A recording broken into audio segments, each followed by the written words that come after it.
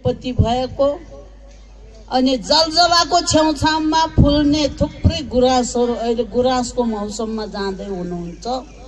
मैले बोल्ने मगर मातृभाषामा 5वटा नामले चिनिन्छ र त्यति मात्रै होइन, नेपाली भाषामा गुराँस भनिन्छ, हामी बुराँस भन्छौँ। तपाईहरु टाढाको मान्छेहरुको लागि स्मरणीय कुरा बुराँस, नेपालीमा बुराँस, आफ्नो मातृभाषामा 5वटा नाम रवै, सरवै, सबरा, रोगन, रोङ्गो 5वटा नाम छ है। अनि त्यसको अतिरिक्त अरु पनि गुराँस जस्तै जस्तै गरी फुल्ने भेराइटीका फुलहरूलाई चेमला केवला पनि भन्छ। त्यहाँ देख्नुहुन्छ होला सम्भव भएसम्म। रवै, सरवै, हाम्रो कविज्यू नै यो शब्दमा पछाडि हुनुहुन्छ भने नोट गर्नु होला।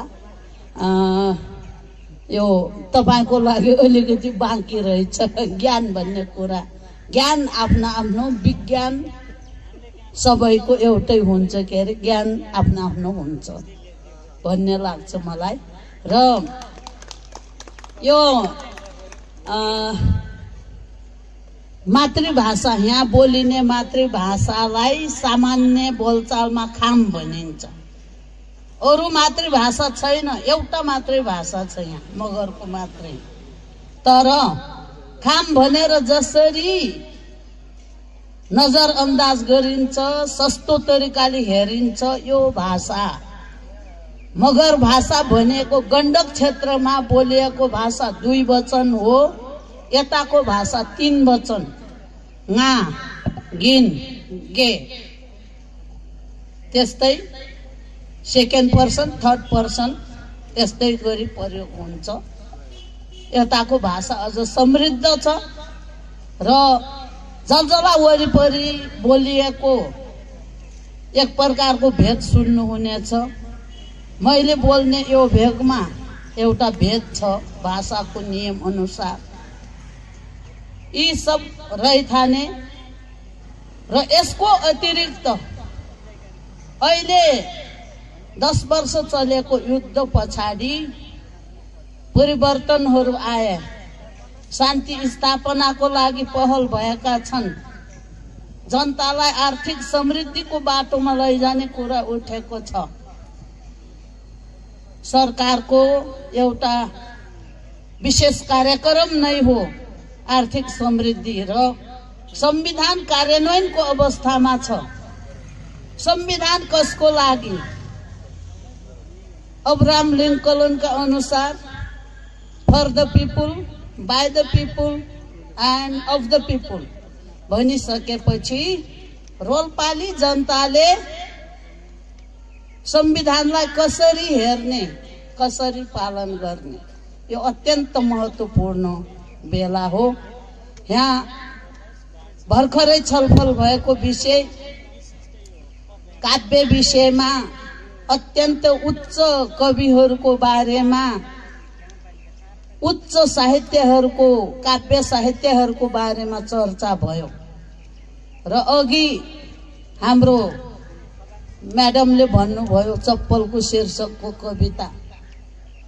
वास्तवमै चप्पलकै तहमा रहेको छ यहाँको समाज र यो अमूर्त संस्कृति, अमूर्त सम्पदा भन्ने कुरा एक दिनमा प्राप्त हुने विषय होइन।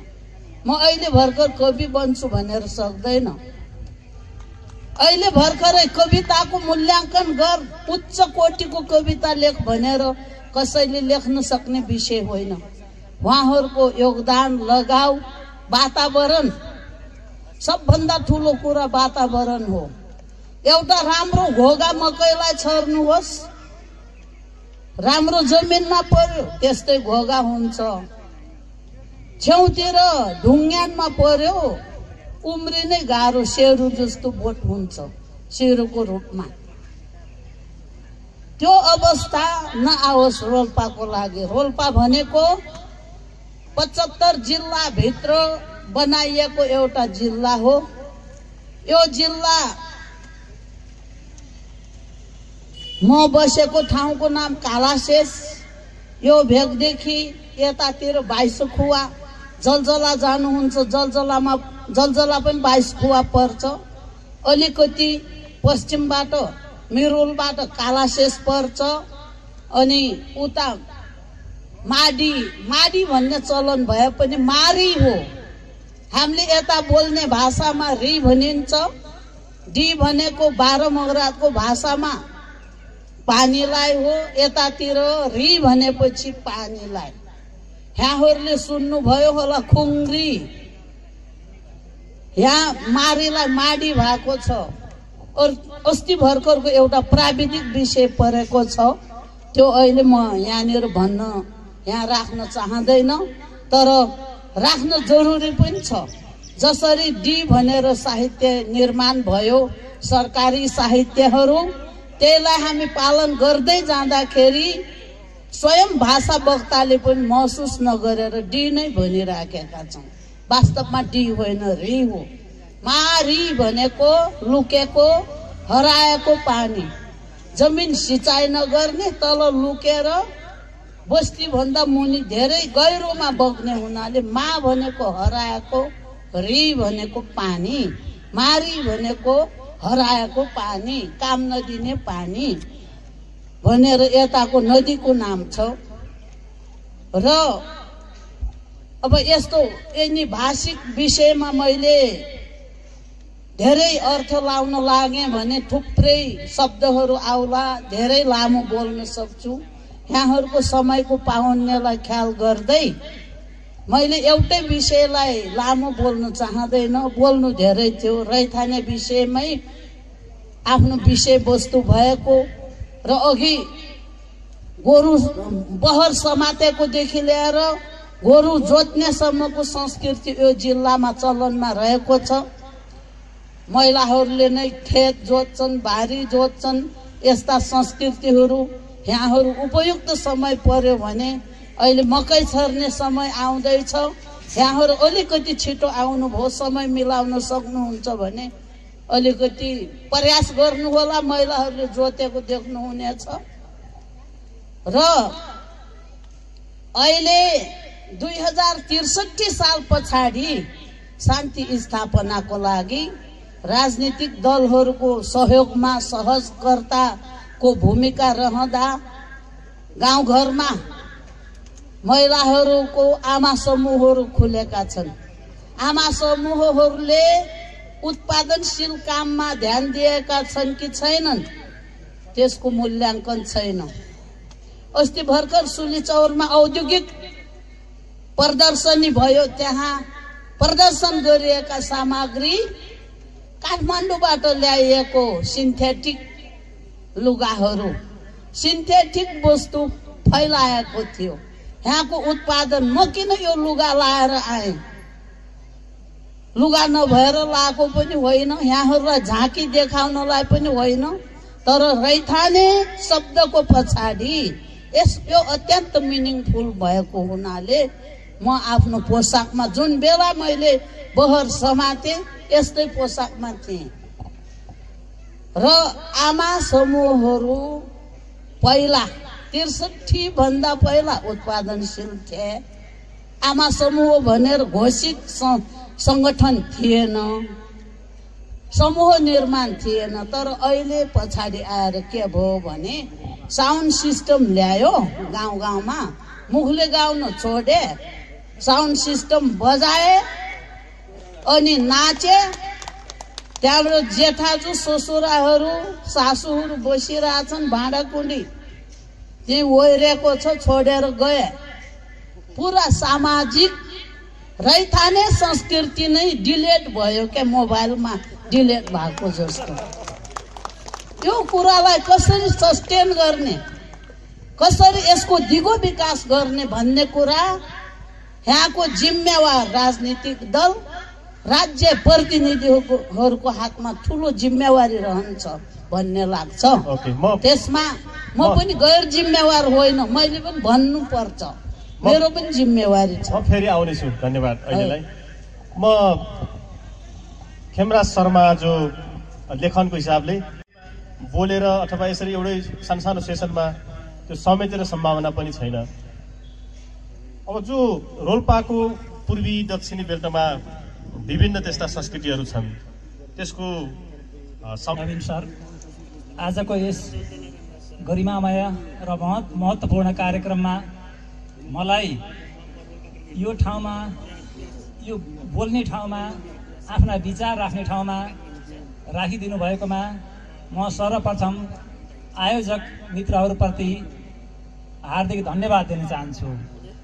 मेरो सामने र कतिपय साथीहरूको हातमा होला बुढाको अर्ती भन्ने किताब होला, त्यसकारण पनि बुढा, हामी तीनैजना बुढालाई यस गरिमामय थलोमा भेट गराएर स्थानीय संस्कृतिको बारेमा जुन यहाँ हाम्रा विचारहरू यहाँसँग राख्ने जुन अवसर दिनुभएकोमा म पुनः आयोजकलाई धन्यवाद दिन चाहन्छु। म ब्राह्मण समुदायको मान्छे हुँ र म यस जिल्लाको घोडा गाउँ, मेरो घर तपाईँहरूलाई यहाँहरूलाई थाहा होला, घोडा गाउँको रातो माटो गेरु सराबरी दिलले हमला जेठो कान्छो माया बराबरी भन्ने मैले गीत गाएको सुनेको थिएँ। त्यो रातो माटोको गलैँचा, त्यो सुन्दर गलैँचाको भूमिमा जन्मेको एउटा अहिलेसम्म उमेरले पाके पनि म बामे सर्दै तपाईँहरूसँग साहित्यकोमा बामे सर्दै आइरहेको छु। र संस्कृति यस्तो प्राण हो जो हाम्रा साम्राज्यवादीहरूले अब चाहिँ प्रत्यक्ष रूपले बन्दुकले हामीमाथि आक्रमण गर्दैनन् र अगाडि दिदीले पनि यहाँ कुरा केही राखिसक्नु भएको छ। हामीलाई खतम पार्नको निमित्त हाम्रो स्वत्वलाई विच्छेद पार्नको निमित्त उनीहरूले हाम्रो चाहिँ संस्कृतिमाथि आक्रमण गर्छन्, हाम्रो संस्कृतिमाथि धावा बोल्छन्। र यदि हामीले हाम्रो आफ्नो संस्कृति, आफ्नोपन, आफ्नो मौलिकतालाई जोगाउन सकेनौँ भनेपछि हामी बिना प्राणको शरीर भएको मान्छे जस्तो हुनेछौँ, हामी आफै खतम हुने जानेछौँ। र मैले दिदीले भनेको कुरामा अलिकति फेरि मैले मेरो क्षेत्रबाट भन्न मन लाग्यो। के अरे, दिदी एउटा मगर समुदायको एउटा साहसिक महिला हुनुहुन्छ। उहाँ राजनीति, शिक्षण, पेसा लगायत सब के अरे रोल्पाको एउटा अग्रणी महिला हुनुहुन्छ। मैले चाहिँ दिदीलाई त्यसरी बुझेको छु। र यो मगर समुदायमा महिलाहरूले साहसी कामहरू गर्नुहुन्थ्यो, अहिले पनि गरिराख्नु भएको छ। हलो जोत्ने कुरा जुन यो चाहिँ एउटा पुरुषवादी चिन्तन, पुरुषवादी एउटा सत्ताको निमित्त एउटा चाहिँ आक्रमण हो र धावा हो, पुरुषवादी सत्तालाई दिएको एउटा चुनौती पनि हो। र दिदीले महिलाले हलो जोत्ने कुरा गर्दा मैले फेरि एउटा घटना सुनाउन चाहन्छु। म सानै थिएँ, एकजना महिला जो चाहिँ उहाँको श्रीमान बित्नु भएको थियो, उहाँ विधवा हुनुहुन्थ्यो। उहाँले अब हाम्रो गाउँमा के छ भन्दाखेरि जब लाग्यो जेठ माटासँग भेट, जेठ लागेपछि हामीले मकै छर्नै पर्छ। यहाँ अब चैततिर के अरे मकै नछरेपछि अनिगाल पर्छ भन्छन्। मेरो क्षेत्रमा त जेठमा जब लाग्यो जेठ मकै के अरे माटोसँग भेट, माटोसँग किसानको भेट हुनै पर्छ।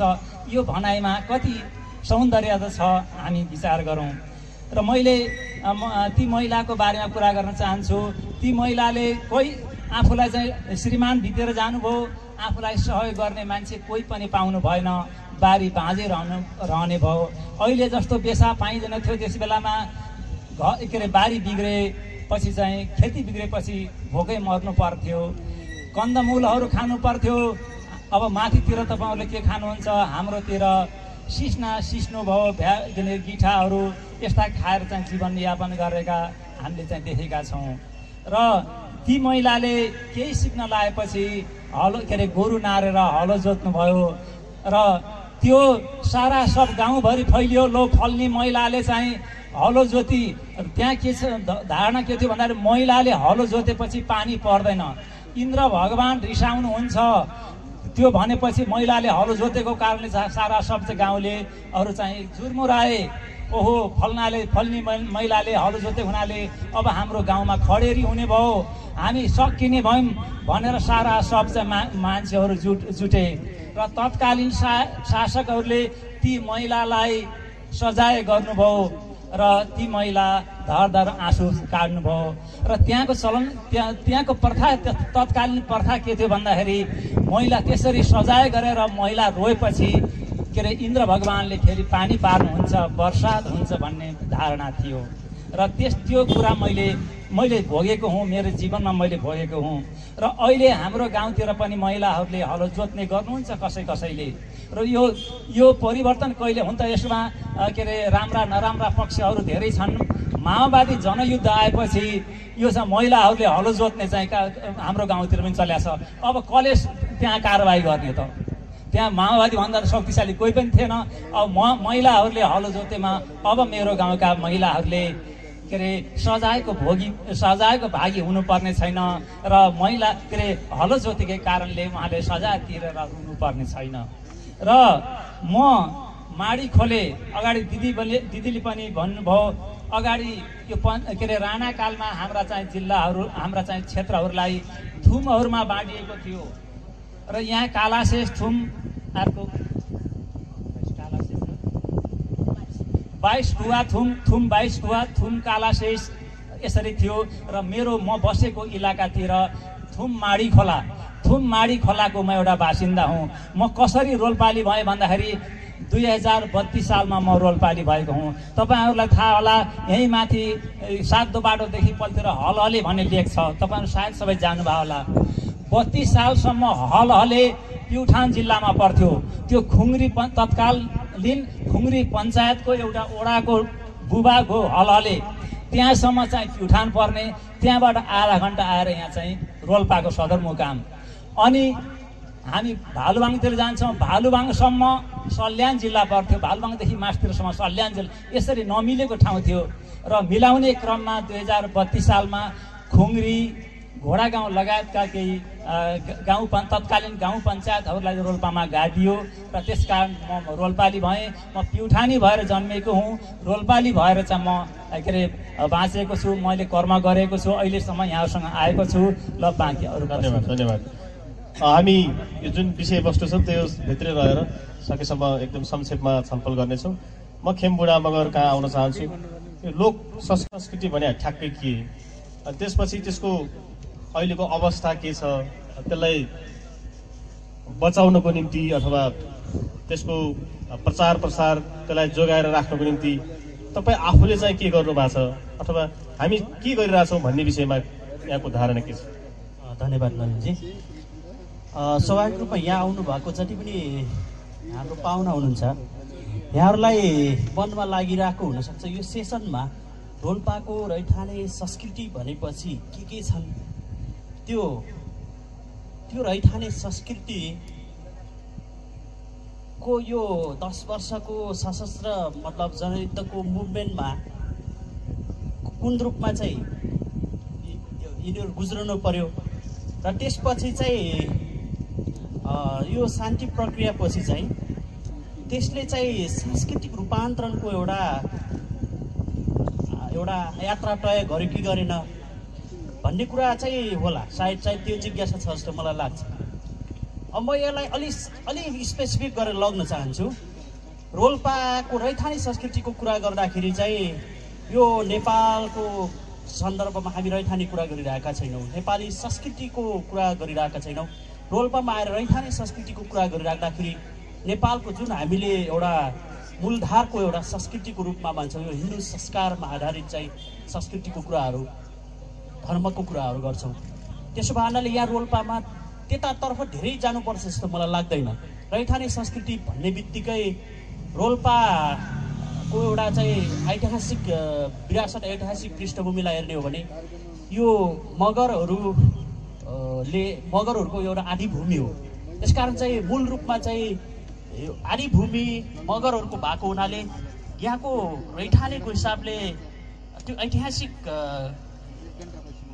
कोणबाट हेऱ्यो भने यो मगरहरूको चाहिँ संस्कार संस्कृतिको कुरा बढी चर्चा गर्दाखेरि बढी सान्दर्भिक हुन्छ जस्तो मलाई लाग्छ। र बाँकी त अरू चर्चा परिचर्चा गर्ने सन्दर्भमा चाहिँ जुन हिन्दू संस्कार छ अथवा खस आर्य संस्कार संस्कृतिको कुराहरू छ त्यो भनेको मूलधारकै संस्कार संस्कृतिको कुरा हो। त्यसकारण त्यो बरु त्यसमा चाहिँ यहाँ बसोबास गर्ने खस आर्य समुदायहरू जो हुनुहुन्छ अथवा त्यो हिन्दू संस्कार संस्कृतिमा हुर्किनु भएको धर्ममा हुर्किनु भएको समाज जो छ त्यसमा चाहिँ यहाँको रैथाने अथवा यहाँको मगर संस्कार संस्कृतिको प्रभाव कस्तो छ भन्ने कुरा चाहिँ मूल प्रश्न हुन्छ जस्तो मलाई लाग्छ। त्यसकारण म यो सेरोफेरोबाट किन हामीसँग समय थोरै छ त्यतातर्फ जान चाहन्छु। रोल्पाको तथ्याङ्क हेर्नुभयो भने 2068 सालको जनगणना अनुसार 2,24,506 जना चाहिँ यहाँको जनसङ्ख्या हो। त्यसमध्येको 22,000 पपुलेसन अथवा जनसङ्ख्या अहिले पनि अनुपस्थित छ रोल्पामा। भन्नुको मतलब अब यो प्रतिशतमा हेर्नुभयो भने करिब 44% चाहिँ मगर समुदाय छ यहाँको र 33% अथवा 33.8 अथवा 32% को हाराहारीमा चाहिँ यहाँको क्षेत्री समुदाय छ। भनेपछि 16% चाहिँ दलित समुदाय छ। बाँकी चाहिँ ब्राह्मण लगायतको अन्य चाहिँ गुरुङहरू, त्यसपछि ठकुरीहरू, नेवारहरू, छन्ट्यालहरूको चाहिँ बसोबास देखिन्छ। त्यसकारण हामी रैथाने संस्कृति भन्ने बित्तिकै कुनै पनि जातिको उसको सभ्यता र संस्कृतिको कुरा हामी गर्छौँ। उसको संस्कृति भनेको उसले अपनाउने जीवनशैली हो। उसको आर्थिक हुनसक्छ, रीतिथितिहरू हुनसक्छ, परम्परा हुनसक्छ। त्यसकारण चाहिँ मान्छेको जीवनमा अथवा कुनै पनि जातिको र मान्छेको जीवन पद्धतिमा चाहिँ जन्म, मृत्यु र विवाह चाहिँ एउटा 3टा मूल तत्त्वहरू हुन्। त्यसकारण चाहिँ उसका विभिन्न तिथिहरूमा पर्ने चाडपर्वहरू यी चाहिँ उसका चाहिँ मानसिक सन्तुष्टिको लागि उसले चाहिँ त्यो विकास क्रममा सामाजिक उसको चाहिँ विकास क्रममा चाहिँ जातिको विकास क्रममा चाहिँ उसले चाहिँ प्रस्कृत गर्दै अथवा त्यसलाई प्रगतिशील सेटका आधारमा चाहिँ उसले चाहिँ सुसंस्कृत गर्दै आएको हुन्छ। त्यसो भएको हुनाले त्यो रूपमा चाहिँ यहाँ हेर्नु पर्यो भने चाहिँ हामीले त्यसलाई चाहिँ अझ ठोस गरेर हेर्नु पर्यो भने चाहिँ रोल्पामा जनगणनाकै आधारलाई मान्नुभयो भने करिब 85% चाहिँ हिन्दू धर्मावलम्बीहरू छ भनेर हाम्रो तथ्याङ्कले भन्छ। भनेपछि करिब 13% चाहिँ मगर भाषा बोल्ने छन् भनेको छ। भनेपछि हामीले रैथाने संस्कृतिको कुरा गरिराख्दाखेरि करिब 80,000 मतलब करिब 90,000 मगर अथवा यो मगर भूमि भएको कुरा चर्चा गरिराख्दाखेरि मगर भाषा बोल्ने त 13% रहेछ भनेको करिब 26,000 रहेछ र हिन्दू धर्मावलम्बीहरू रहेछ 85% रहेछ। भनेपछि कतै रैथाने संस्कृतिको कुरा गर्दाखेरि त्यसको परिष्कृत रूप भनेको धर्म र दर्शनसँग जोडिन जान्छ। त्यसले पछि मान्छेको सामाजिक विकासको चरणमा एउटा प्रगतिशील ढङ्गले अगाडि बढ्दाखेरि त्यसले एउटा ठोस आकार गर्दछ। त्यो भनेको चाहिँ दर्शन र एउटा धर्मको रूपमा चाहिँ उसले गर्छ। भनेपछि रैथाने हिसाबले चाहिँ यहाँको मगर समाजले पनि हिन्दू धर्म मतलब हिन्दू संस्कार संस्कृतिमा गइसक्यो हो त भन्ने खालको प्रश्न उठ्न सक्छ। तर संस्कार संस्कृतिमा हेर्नुभयो भने त यहाँको मगर समाज अहिले पनि त्यो हिन्दू संस्कार संस्कृति अपनाएको देख्दैन। ऊ आफ्नै खालको चाहिँ जो सामाजिक विकास जातिको विकास क्रममा जे जस्ता चाहिँ उसको चाहिँ प्राकृतिक रूपमा चाहिँ उसले अवलम्बन गर्दै आयो, उसको विकास क्रममा अवलम्बन गर्दै आएका पर्वहरू, रीतिथितिहरू, परम्पराहरू छ। उसको आफ्नै खालको शक्तिपीठहरू छ। अघि हाम्रो बङ्कुमले भन्नुभएको कुरा ठिक हो कि हाम्रो चाहिँ हामीले भगवान भन्दा पनि मगर समुदायले चाहिँ देवतालाई चाहिँ मान्छ र पितृलाई शक्तिपीठ मान्छ। त्यसकारण चाहिँ हाम्रो 12 भाइ बराहा भनेको हाम्रो चाहिँ पुर्खा हो, जो चाहिँ हाम्रो अस्तित्वको लागि चाहिँ उनीहरूले चाहिँ स्ट्रगल सङ्घर्ष गरेर उनीहरू चाहिँ इस्टाब्लिस त्यसलाई हामी शक्तिपीठको रूपमा मान्छौँ र उसले जलजलामा चाहिँ ती अवस्थित छन् भन्ने मान्यताका आधारमा चाहिँ त्यहाँ चाहिँ पूजाआजा गर्न जान्छ। र त्यस सँगसँगै 22 बहिनी बजु पनि चाहिँ शक्तिपीठहरू नै हुन्। तपाईँ अहिले फुपूले लगाउनु भएको यहाँ गाडो छ भाङ्राको 22 बहिनी बोजू मध्येको एउटा बोजूले चाहिँ त्यसको टान बनाउनु भएको भन्ने चाहिँ किंवदन्ती छ। र त्यसमा चाहिँ पूर्वेनी बोजू भनेर छ, त्यसलाई हामी पूजा पनि गर्छौँ र चढाउँछौँ। यो बोल्ला भाङ्रा बुन्ने चाहिँ एउटा टान बनाएर केराको पातबाट लोक्ताबाट त्यसको उबाट रेसाबाट हामीले चाहिँ त्यो बनाएर चलाइदिन्छौँ भनेको त्यत्रो लामो इतिहास छ। त्यसलाई चाहिँ रहेको कुरा त्यो एउटा संस्कृति हो, एउटा जीवन पद्धति हो। त्यो कुरालाई चाहिँ हामीले अमूर्तता अथवा त्यसलाई चाहिँ हामी प्रगतिशील रूपमा लग्न सकेको देखिँदैन। त्यस हिसाबले गर्दाखेरि रोल्पामा चाहे जन्मिँदा हेर्नुहोस्, विवाह गर्दाखेरि मृत्युमा सबै मगर संस्कार अनुसार अथवा मगरहरूको आफ्नै जातिको संस्कार अनुसार चाहिँ विवाह संस्कार गरेको देखिन्छ। तर अहिले यस्तो भइसक्यो कि विवाहको एउटा कथा उपन्यास कविता केही लेख्नु पर्यो भने त्यसमा चाहिँ बिम्ब प्रयोग गर्नु पर्यो भने विवाहको एउटा आकार अथवा एउटा मूर्तता दिनलाई अथवा त्यो सन्दर्भ उजागर गर्नलाई चाहिँ हामीले सिन्दुर हालेको जग्गी बसेको भन्छौँ। भनेको यो कुनै जातिको अथवा कुनै उसको संस्कृतिसँग जोडिएर आएको कुरा हो। तर मगरको त होइन। मगरले त पञ्चकन्या मतलब कन्याबाट चाहिँ टिका लगाएर भित्र पसेर दही चामलको टिका लगाएर चुलामा चाहिँ त्यो अग्नि पूजा गरेर घरको धुर्खामामा चाहिँ त्यो अक्षता चाहिँ दही चामलको अक्षता टिका लगाएर अनि घैँटा छोएर यी यावत प्रक्रिया गरेर उसको विवाह सम्पन्न हुन्छ। तर त्यो कुरा लेख्न थाल्यो भने त तपाईँहरू सबै अलमलमा परिहाल्नुहुन्छ, बुझ्नु हुँदैन। अनि मृत्यु संस्कारमा पनि त्यही छ, ngैटामी छ होइन, ngैटामी भन्ने चलन छ, सेउरेको पूजाहरू पनि भन्ने छ। यसरी चाहिँ गर्दाखेरि थुप्रै चाहिँ यहाँको अमूर्त जो संस्कार संस्कृतिहरू आफ्नै तरिकाले बाँचिरहेको छ। त्यसभित्र चाहिँ पर्वहरू हेर्नुभयो भने, गीत सङ्गीत हेर्नुभयो भने होइन, यहाँ चाहिँ थुप्रै चाहिँ मालिखोले भाकाको कुरा आयो, जोमारेको कुराहरू छ। र कुनै पनि संस्कृति एउटा प्रगतिशील रूपमा एउटा मूर्त रूप आयो भने त्यसले चाहिँ एउटा चाहिँ साहित्य, सङ्गीत, गीत, त्यसपछि एउटा मूर्ति अथवा अन्य कुनै चाहिँ आकारमा चाहिँ त्यो प्रस्फुटित भएर प्रस्फुटन हुन्छ। व्यक्तिको मानसपटलमा भएको उसले अप्नाइरहेको मानसिक सन्तुष्टिको लागि अमूर्त जुन संस्कार व्यवहार अप्नाइरहेको छ त्यसलाई चाहिँ एउटा परिष्कृत गरेर अथवा प्रगतिशील रूपमा प्रस्तुत गर्ने भयो भने त्यसले चाहिँ गीत सङ्गीतको माध्यमबाट, कला साहित्यको माध्यमबाट र मूर्तिको माध्यमबाट अभिव्यक्त गर्छ। तर हाम्रो 12 भाइ बरात मूर्तिको रूपमा अभिव्यक्त गर्न सकेका छैनौँ। हाम्रो 22 बहिनी बोजूको आकार छैन, अभिव्यक्त गर्न सकेका छैनौँ। जहाँ खसारी समुदायको चाहिँ हिन्दू धर्मसँग सम्बन्धित छ भगवानहरू हो, ती चाहिँ मूर्तिको रूपमा अभिव्यक्त भएका छन्, त्यस कारण ती ठोस मानिन्छन्। तर हाम्रो पनि 12 भाइ बरात अमूर्त रूपमा स्केस्ट छ, त्यसलाई चाहिँ मूर्तिकृत गर्न सकेका छैन। भन्नुको मतलब यहाँको मगर समाज अहिले पनि राजनीतिक रूपमा चाहिँ एउटा राजनीतिक फेजमा चरणमा आइपुगेका छैन। यो सामाजिक विकासको चरणमा पनि त्यति आइपुगेका छैन। त्यसकारण सामाजिक क्रान्तिको बाटोबाट आफ्नो सांस्कृतिक चाहिँ पक्षहरूलाई प्रगतिशील चेतसहित चाहिँ उसले चाहिँ जसरी चाहिँ उसले स्थापित गर्न सक्छ त्यसपछि मात्रै त्यसले चाहिँ मूर्त रूप प्राप्त गर्छ र त्यो अन्ततः गएर दर्शन र धर्मको रूपमा चाहिँ अभिव्यक्त हुन जान्छ। त्यसकारण चाहिँ यो निकै पछाडि छ। त्यसकारण त्यो रूपमा पछाडि भएको हुनाले उसले गर्ने सम्पूर्ण उसका संस्कार संस्कृति रीतिरिवाज चाड पर्वहरू, त्यसपछि अस्ति शोक गीतमा शोक भिन्न नवीनजीले लेख्नु भएको थियो, मान्छे मर्यो भने चाहिँ त्यो मरुलाई मरेको मान्छेलाई चाहिँ हराउँदै गाउने त्यो शोक गीतको कुराहरू कहाँ गयो? सबै छुटे, जो मरे पनि छुट्यो, साइला भरै भाका नवीनजीकै बुवा आमाले गाउनु भएको छ त्यो छुट्यो। यी सबै कुराहरू चाहिँ एक किसिमले हराउँदै गइरहेको छ। यो किन हरायो होला, यसको कारणहरू के हुन सक्छन् भन्ने कुरामा चाहिँ हामीले सोच्नुपर्छ। र यही हराउन थाल्यो, उपेक्षित भयो राज्य सत्ताको एकात्मक खालको हिन्दू राज्यले अथवा एकात्मक खालको भन्ने हो भने त्यसको विरुद्धमा लागेको 10 वर्षे मुभमेन्टले साँच्चै यहाँ चाहिँ यसको पुनर्जागरण हुनुपर्ने, पुनर्जागरण नभएको हो भने त्यसबारेमा चाहिँ त्यो खालको राजनीतिक मुभमेन्टको बारेमा पुनर्विचार पुनर्विवास गर्न जरुरी छ जस्तो मलाई लाग्छ। त्यसकारण चाहिँ यो सामाजिक यो कुनै राजनीतिक शक्तिको एउटा सोचबाट यो कुनै जातिको संस्कार संस्कृतिलाई चाहिँ रूपान्तरण गर्ने भन्दा पनि त्यो जातिको सामाजिक उसको चाहिँ विकासको क्रममा उसले नै प्रगतिशील ढङ्गले प्रगतिशील ढङ्गले उसलाई अपनाउने संस्कृतिलाई चाहिँ मतलब रूपान्तरण गर्ने सन्दर्भमा त्यो संस्कृतिभित्र भएका बेकारहरू चिजलाई हटाएर उसले चाहिँ शुद्धिकरण गर्ने हो। तर त्यो शुद्धिकरणको प्रक्रियामा यहाँको रैथानेहरू त्यो प्रक्रियामा गएकै छैनन्, नगएको हुनाले हराएको हो। र त्यो विगतमा चाहिँ त्यो राज्य व्यवस्थाले गर्यो होला, तर अहिलेको मुभमेन्टले पनि त्यो